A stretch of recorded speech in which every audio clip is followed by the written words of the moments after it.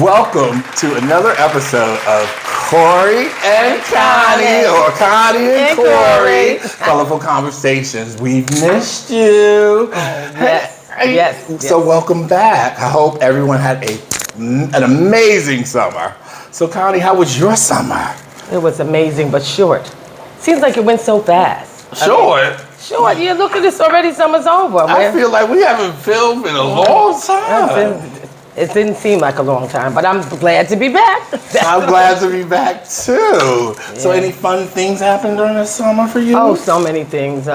Went to a lot of events, a lot of barbecues, a lot of networking, met some really nice people. I had a great birthday party. Yes, it was written up. Connie's birthday party. She's a socialite of Harlem. And I was in the Amsterdam News.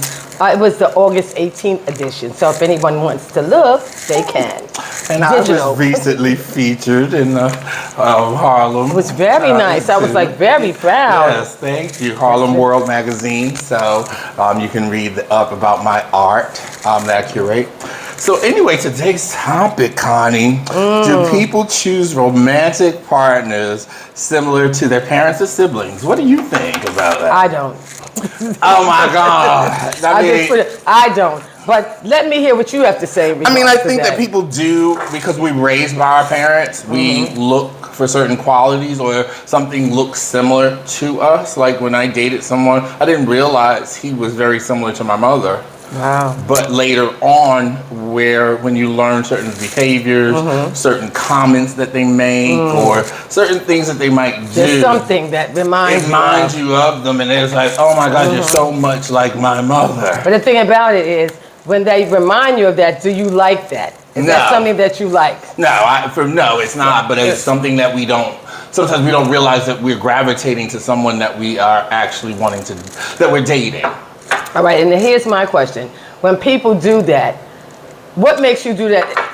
Because usually, if it's something that's about your parents or someone that reminds you of your parents, you tend not to want that type of person. I mean, you love your parents, don't get me wrong. But I'm saying, daddies, mommies, sometimes they can be nagging, telling you what to do, where to go, how to do it. So would you really want to be in a relationship with somebody who would be doing the same thing? No. Always on your case. Right, that's what I mean. Like someone who's naggy, or someone who is a perfectionist and they always criticize. Right. But remember, when you're dating someone in the very, very beginning, they don't always show all those qualities. No, not at all. It's like a wait and see. I have this bond with my sister or brother, and that person maybe in the beginning do similar things, or you might have fun with that partner that you were having that reminds you of having fun with your sibling. So then that attracts you. Yes, because I know, not to interrupt, but I know a dear friend of mine who I had opportunity to have lunch with this week. We go back a long way. We're known as the Buffarillas. Tell you about that later. So anyway, she was saying, how's your brothers? They're not dating. What's going on? 2 twins, very handsome men. She says what happens is they tend to date women that look like their sister. And their sisters are beautiful women. And then after a while, something goes wrong and it doesn't last but maybe a month, 2 months, 3 months. So I said to her, why do you think that is? And she was saying they think that the physical attraction is what they see first. And then, and after they date this beautiful woman that reminds me of their mothers, sisters, very nice looking family, they realize, no, this not going to work. Right, they're turned off. Right, and I definitely agree with that. I think that, but why is it, Connie, that you think people are gravitated, like, they say a woman looks for a man that reminds her of her father if she had a good relationship, maybe? That's true. Why? And I've heard women say that on many occasions. Not just heard people I know say it, but a lot of times when you're watching TV and it's one of those movies, and especially Lifetime, and it's always like they're attracted to something that's similar to their father, especially if, like you said, if they had a great relationship with their dad. No, but I'm like, why you want? You know what it is? You want somebody with. No. I guess I don't get it. What I'm saying is that I think it's the qualities. Like your dad might have been a hard worker. He always helped you with your homework. whatever you needed, Right. he was always there. That kind of stuff. A ride or die type of a person. That's what you're looking for. And that's what you've seen in your father. So you're hoping that you can, get a relationship with someone just like that. So it's just that doesn't like be your father, it's the characters that he had. The characteristics, the hardworking once again, but when all does that that kind of become stuff. a negative? I mean, because I think if you're looking for someone that, like your father or your mother, if you had a good relationship, isn't that like not opening the door to other, like certain how to be treated in a different way? Exactly. Because I guess they say love language. But the thing about that is you want to be treated how you saw your father treating your mother or right. treating you. That's what you're looking for. So you're not gonna want to take anything less than that. Some people like that. Like you're saying, open the door, be open-minded. But what's open-minded? Treat me bad, it's okay? No, I think what I'm trying to say I'm not getting that. no, and I think you're making a good point so that I can articulate this a little better. I think where we get caught up in, oh, my father treated me that way, or my mother treated me that way, that doesn't show that they had flaws. Two, we don't always see the real parent. Children, that our parents might treat their children differently than they treat their spouse. True. So the child might see a man or a daddy or a mother that is like in this angelic kind of viewpoint, but then in the relationship with their mother, you have to be more realistic. Right, more realistic because that parent had flaws. Right. Well, nobody's perfect. Nobody's perfect. I realized I was dating someone like my mother after years, though. Everything was great, but then years, I was like, oh my God, you're getting on my nerves. You're like my father or my mother. Right. Like, oh my God. That happens, but the key word is what you just said was years. So it took years for you to notice this. Yes, it did. Okay? Yes. And so now, I'm assuming I know we're you're not together. No, so, we're not. I mean, but we're still friends, and very good friends. Very good friends, but it astonishes me that I dated someone so close to my mother. And not to say that I have a bad relationship with my mother, we're just two extreme different people. So I looked to a person, unknowingly, that was like a parent, that really, even though it was a great relationship at some point, I think some of the flaws of similarities to my mother is why it didn't work. Crashed and but burned. Also, as I say, I know who you're talking about in your relationship. Yeah. And I do feel like you guys have like a father-son, BFF. Yeah, there's several ways I can characterize right. your relationship. I get it. So I've seen that because he's always on point, on top of you about something, also encouraging it. He's very encouraging. Very encouraging. And always got your back, just as a parent would do. So, but there was just something in there that became annoying, and you couldn't deal with it anymore.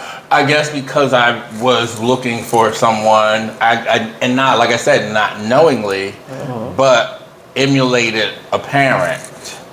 And as I became... And that's not fun. No, but I wonder too, now that we're having this conversation, I'm an only child. I wonder, was that also, you mimic your parents' behaviors, you also are maybe attracted to certain qualities, but those qualities are not really truly what you're attracted to. They're not, because that's their parent.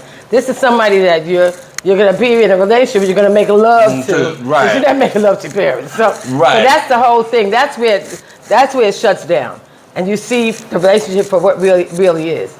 You want a little bit of parent in them, but not totally. Because then you saw for like, dang, listen, you're criticizing me, you're telling me what to do, what time to go to bed, what time to wake up.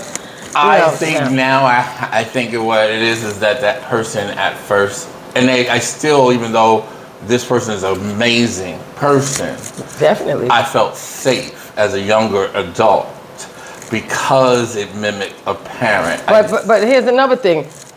Do you feel safe with your parents? Did they make you feel safe? Not always. So here's another answer to your question. Right. If they didn't always make you feel safe, why would you, gear yourself towards someone who's like your parents? Because it didn't make you feel safe.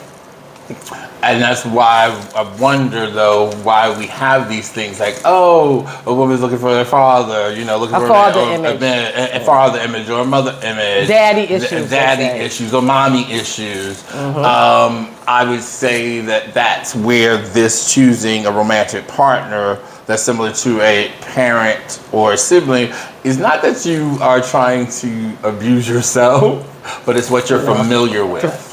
Oh, I know. I mean, I had loving parents. I mean, my father and I weren't at the closest. My mother and father had separated. My mother and I were like thicker than thieves. And of course, I can't compare a man to her because she's a woman. But then again, I guess I could. The characteristics that she had, my mother would tell somebody, ain't nothing you could do for her because I give her everything. So it's almost like I know what it's like to be in a good relationship.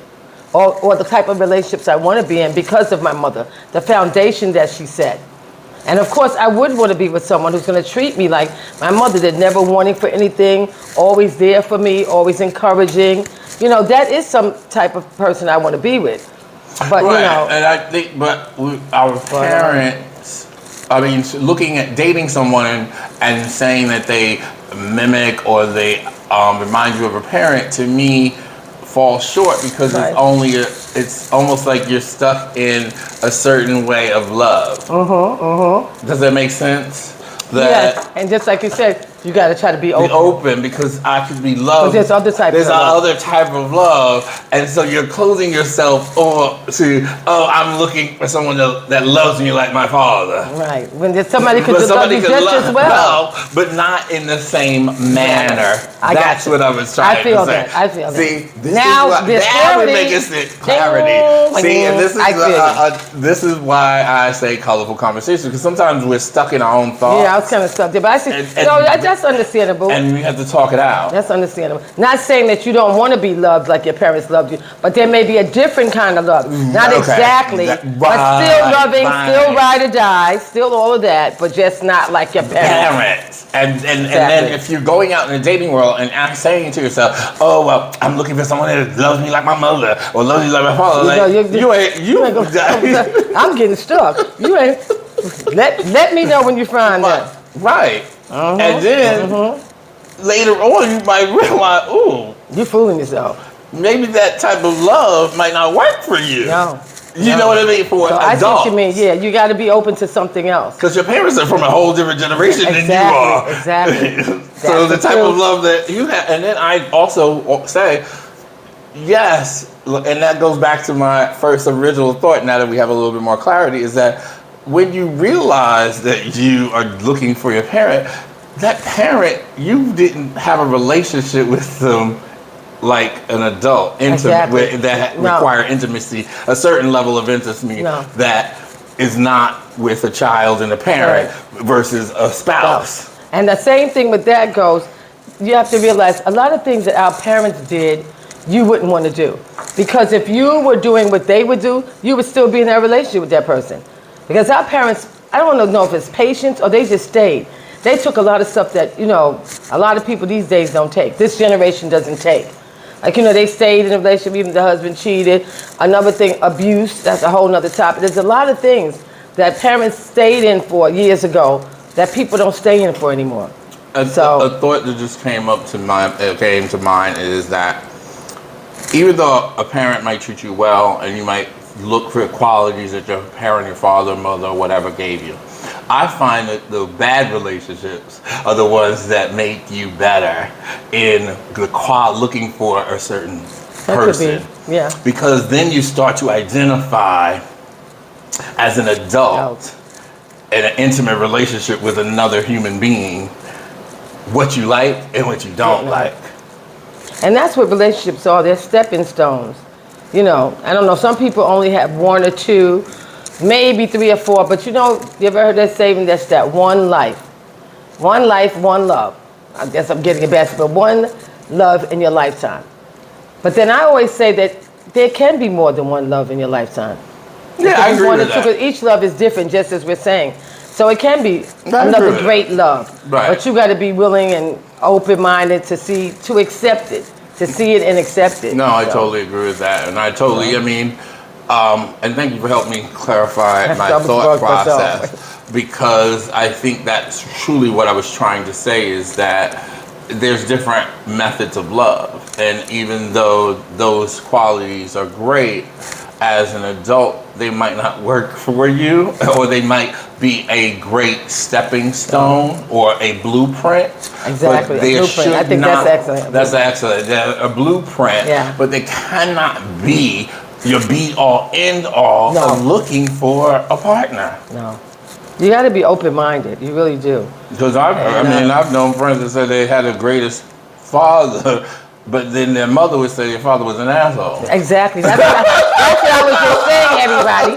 That a lot of our parents stayed in relationships that they really didn't want to be in. But they may stay there for the kids, and most people stay together because of economics. So there's a lot of things that keep you together.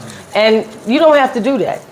You don't have to do it. You don't have to do that. You don't have to. So So, like we are trying to say is, as we wrap up with the topic of do people choose romantic partners similar to their parents' siblings, is that, you know, even though you have this blueprint, this of qualities that are, you know, impact you, they shouldn't be the be-all, end-all of choosing a good partner, because everyone has a different love language.